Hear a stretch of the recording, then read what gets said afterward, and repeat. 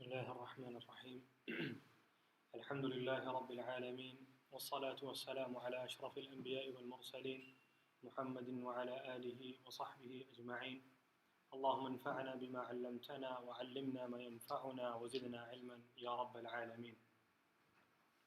All praises are due to Allah, Lord of the worlds, and may the peace and salutations of Allah Azza wa Jal be on our beloved Prophet Muhammad sallallahu alayhi wa sallam, his followers, and may the mercy and guidance of Allah be on all of us and all of the Muslims, and may Allah Azza wa Jal grant us the benefit, and may Allah Azza wa Jal grant us the knowledge which will benefit us in this world and the hereafter. Just before we go on to today's topic and subject, inshallah we'll do a quick recap of last week's session for those who weren't here, and for those who are here, just to jog back our memories. So just before we start off, we initially discussed the period that we shall be covering in this course. Also, we covered certain reasons of why we should study history. Can somebody give me a reminder, one of the brothers who were here last week, give me a reminder of one point which we discussed last week? Sorry? Yeah, okay. So that's one of the reasons of studying history, to take lessons from history and to better our future. Very good. Another point which was mentioned last week.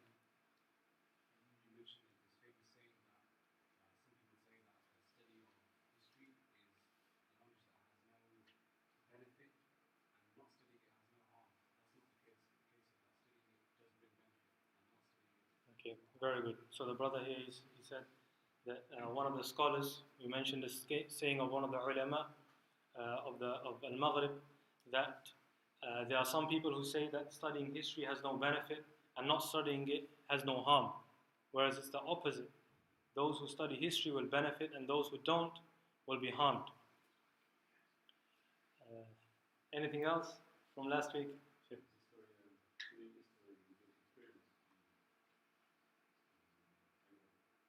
Yeah. So again, we learn from the experiences of the people in history and what they did right, what they did wrong, and with that we can change and correct our lives.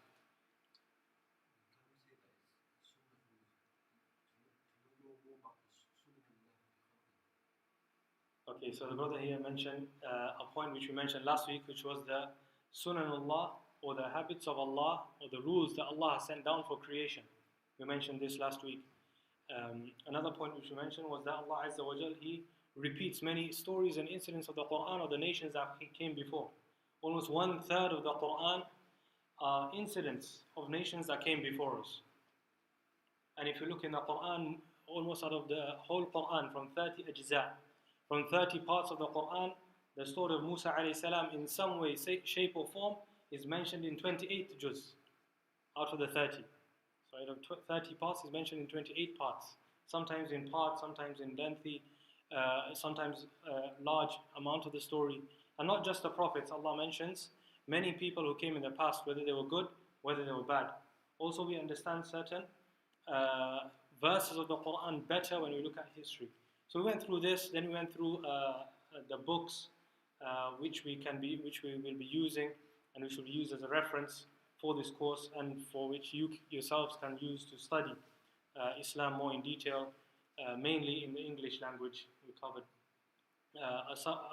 quite a large part of them are actually translations of books from the Arabic language.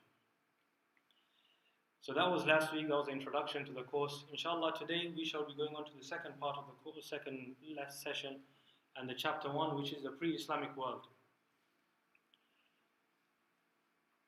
Now, generally when we talk about the seerah of the Prophet ﷺ and the history of Islam, then we usually start with the discussion of Arabia of the time.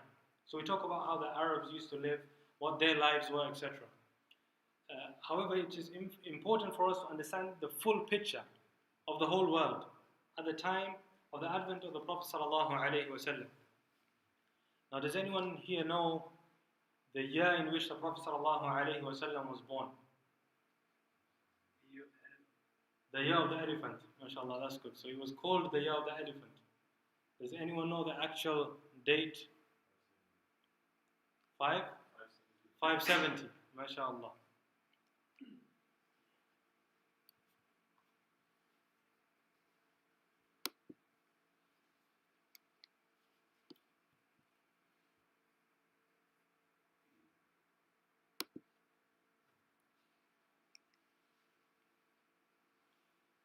Now, also, if you remember last week, we mentioned the map of al-Idrisi. So this is a reconstruction of the map that was drawn up by al-Idrisi.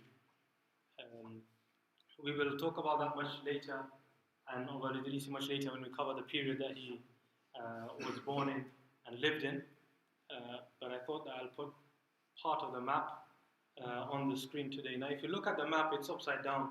So this area at the top here, this is actually the Arabian Peninsula. And then here is towards Africa. This goes upwards to modern day, to Sham, which is modern day Syria, towards Turkey, and then towards Europe. So the map actually has to be rotated 180 degrees to get to this modern day formation of the map, with north at the top and south at the bottom. So today we shall cover the start of Islamic history. So when does Islamic history actually start? Then we shall cover the map of the world at the time of the birth of the Prophet ﷺ and the different states and empires that existed at the time. So first of all, the Persians, or the Sassanians, or the Sassanid Empire. Then secondly, the Eastern Roman Empire, or the Byzantines. Then Greater India, Greater China, and then the rest of the world. These are the main areas of the world that were existent in those days. Or we can say the civilized world, which we'll come to a bit later on. So the first point which we are going to discuss is the history of Islam. Now, before I go into the points of when does the actual history start, when can we start running the timer of the history of Islam? Does anyone here have an idea? From the beginning of time. From the beginning of time. MashaAllah. So the first thing that we have to remember is that Islam has a couple of meanings. Wa alaikum salam wa rahmatullah. Has a couple of meanings. So the first meaning of Islam, which we all understand, is the Sharia of the Prophet sallallahu alaihi wasallam. We understand Islam as a religion, the religion that was brought by the Prophet or given to the Prophet sallallahu alaihi wasallam and to this ummah. So that we are called the Muslims.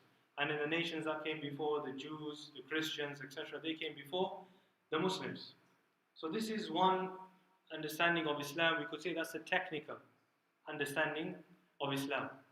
That it is the name given to all the teachings and the Sharia and the way of life that was brought to the Prophet ﷺ, that brought an end to all the lineage and the line of prophets that came before him. The general meaning of Islam is submission to Allah. Submission to Allah. So submission to the will of Allah, submission to the commandments of Allah, submission to the message of Allah that was sent to the prophets, and submission to whatever the orders that those prophets of Allah had given to their nations. And we can see this if we look at the Quran.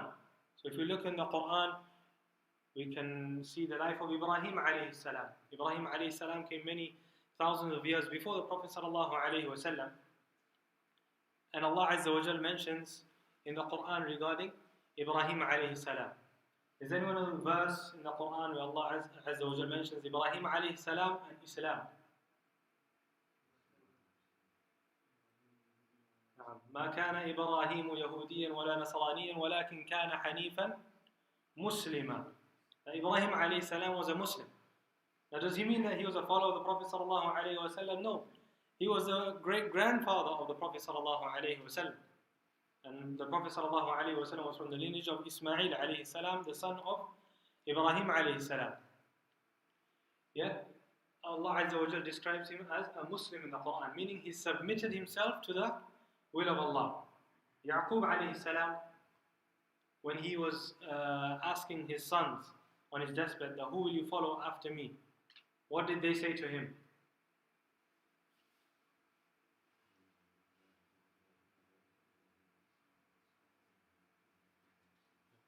A bit louder.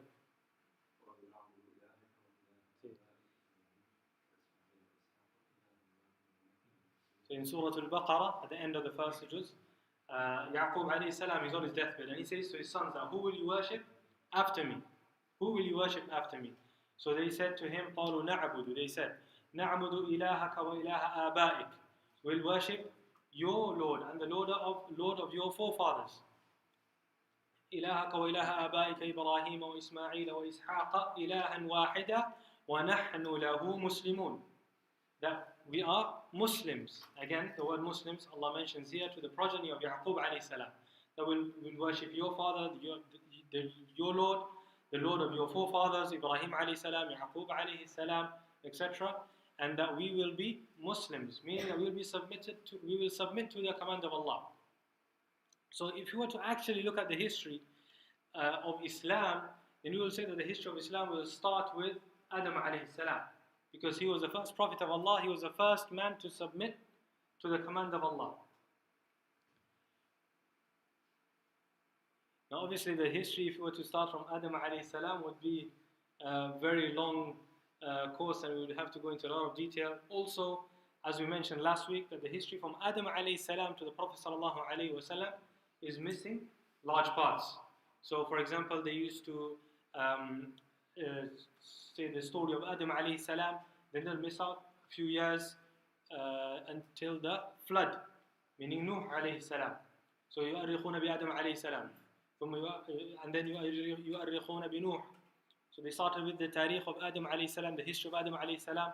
Then a few hundred years passed, and a large part of that was not recorded in history. And then Nuh alayhi salam was recorded in history, and the flood. So they started recording history again from the flood. It's called the second Adam. And then another few hundred years were missing, and so on. History went on. In fact, many of the books that we find in modern day regarding the history of the period before the time of the Prophet ﷺ is taken from experts and extracts from here and there. And a lot of the history was gathered in the last couple of hundred years, from before the time of the Prophet ﷺ, from the time of Isa alayhi salam, and before that. Therefore, the only we could say that the only chronological history that has been completely written and penned is from the time of the Prophet ﷺ. And it was because of the teachings of Islam that the companions of the Prophet ﷺ and then the ulama who came after them, they made sure to write down the life of the Prophet ﷺ, his companions, and thereafter everything that came after them.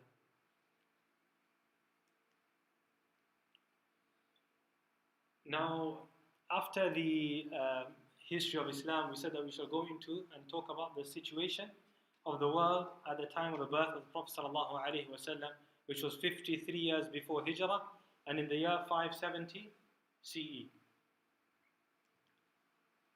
So this is a snapshot of the world at the time of the birth of the Prophet ﷺ in 570.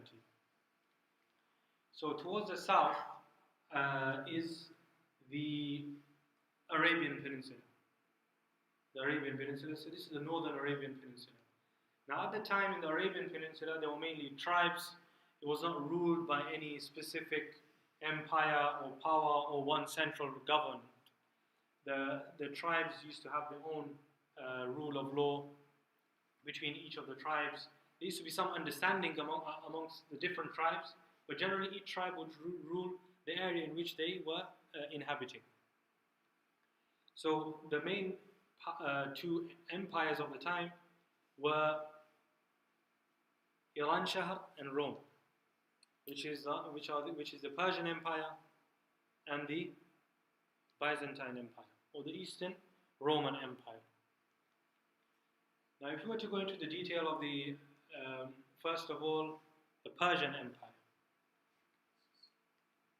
So the Persians, they had a vast empire. In fact, you could say they were one of the superpowers of the time. And there were two main power blocks in the world. And one of them, at one point, which was the largest empire in the world, were the Persians. So the Persian Empire at the time is not as we would think that it was Iran. Yes, Iran was the central point of the empire. But the empire covered very much larger area. So it covered from modern day Afghanistan to the modern day areas of northern India, Pakistan, towards the borders of China, and that's towards the east.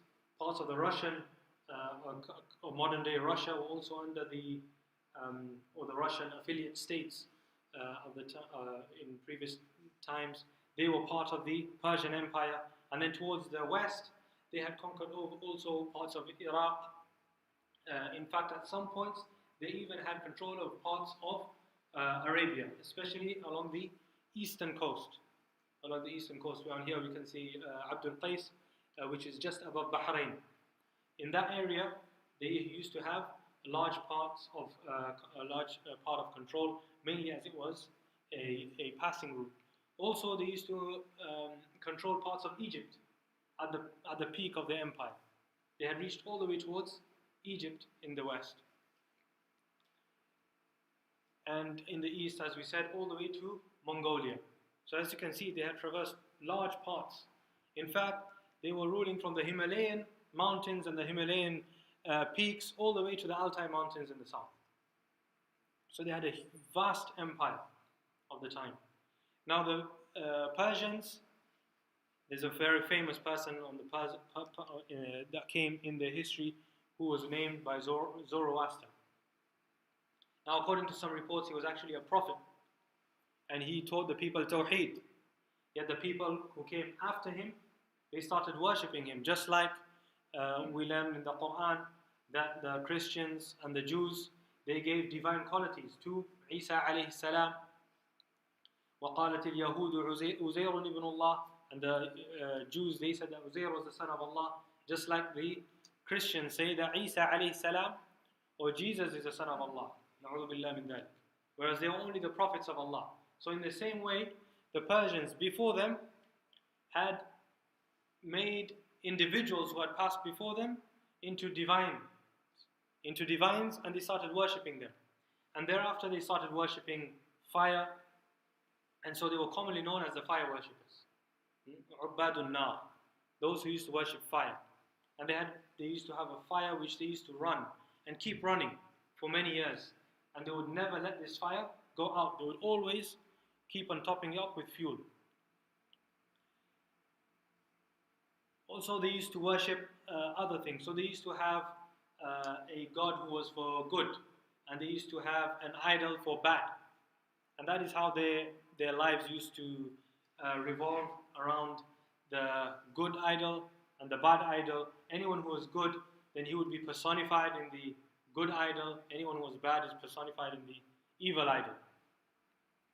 And that is how they were living. Again, they did have a large empire, and also they used to have, at the beginning, when they used to be a large military empire at the time, slowly as the kings came through, there were divisions arose between them. And we'll come to that later on, because obviously they were still in power at the time of the Prophet ﷺ, and we'll cover these divisions that took place within the Persian Empire in brief, inshallah. A lot of bad habits had crept into the Persians of the time. So just as we read regarding the Arabs, there were different qualities that the Persians used to have. And so the Persians, there used to be a lot of theft, highway robbery within the Persian Empire. Also, they had lost all their morals at that time. In fact, people used to sell themselves as slaves due to debt. They used to sell their own children. They used to sell their own children for wealth and for money and for status, to get closer to a certain king, to get closer to a certain minister or the ruler of a local area. So they had a lot of bad habits that had crept into them at the time. Now the other area which is very important and which we will cover in the history of Islam are the Romans.